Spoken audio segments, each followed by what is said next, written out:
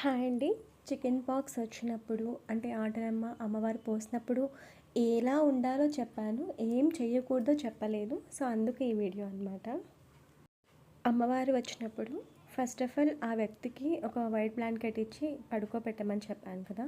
So, వాళ్ళు ఏ work చేయకూడదండి. అందులో మనం ఇంటిని శుభ్రం చేయడం కానీ, ఇంటి ముందు గడప ముందు ముగ్గులు వేయడం కానీ, అలానే ఇంటిని క్లీన్గా ఉంచడం కానీ, పూజలు చేయడం కానీ, అమ్మవారికి సంబంధించిన లలిత సహస్రనామం కావచ్చు, ఏవైనా స్తోత్రాలు కానీ ఇలాంటివి ఏంటివి కూడా పఠించకూడదండి.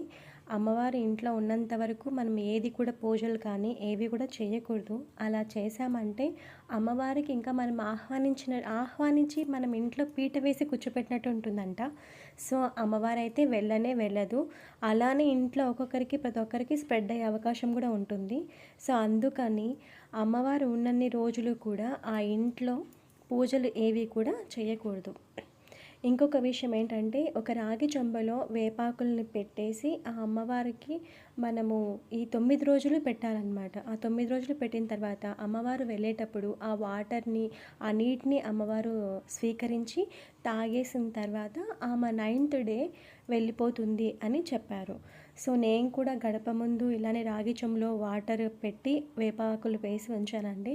అవి తాగేసి అమ్మవారు వెళ్తారని చెప్పేసి ఉంచాను.